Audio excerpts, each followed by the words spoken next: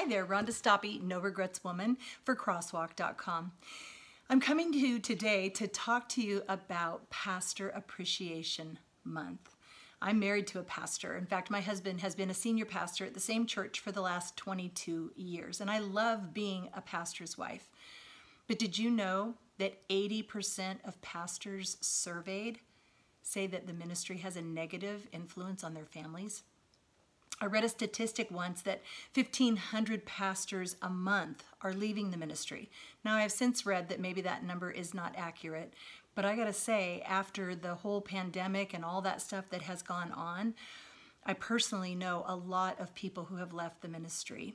It's hard, and yet, if God's called us to it, the Bible says that it is God who works in us to work and to will and to do His good pleasure. So if your pastor and his family is feeling the strain of being in ministry, what can you do to help? How can you come alongside of your pastor and his wife and his children if he has them? How can you be the one that helps them smile when they think about the people that they minister to, that comes alongside of them as they reach out and as they serve Christ in this generation, not only today, but throughout the year? Let's talk today about a few points. Let me put my glasses on because I can't see without them. A few ways that you can come alongside of your pastor and minister to your minister. The first thing is to determine to think well of him. You know, 1 Corinthians says that love bears all things, believes all things, hopes all things, and endures all things. That's 1 Corinthians 13, chapter 7. That's the love chapter.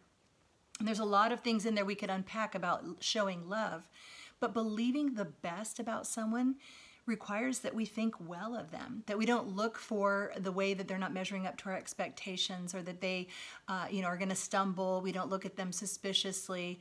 We think well of them. I don't know about you, but I'm drawn to people that I know think well of me. When I have someone who's always looking at me sideways or waiting for me to mess up, it's kind of hard to let my guard down.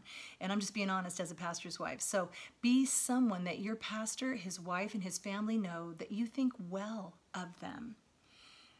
The next point is determine to show up. You know, your pastor and his wife and those that minister alongside of him, they create opportunities for your congregation to edify the church, to grow in the study of the word, to minister the gospel in the community where your church is planted.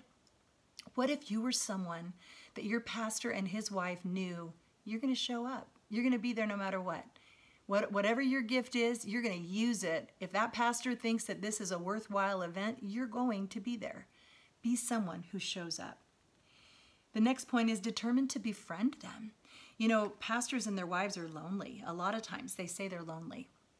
They need people that they can just be themselves with, whether you're somebody that they cut it up at the church Christmas party and laugh at things, or whether they can just cry on your shoulder because it's just been a hard day.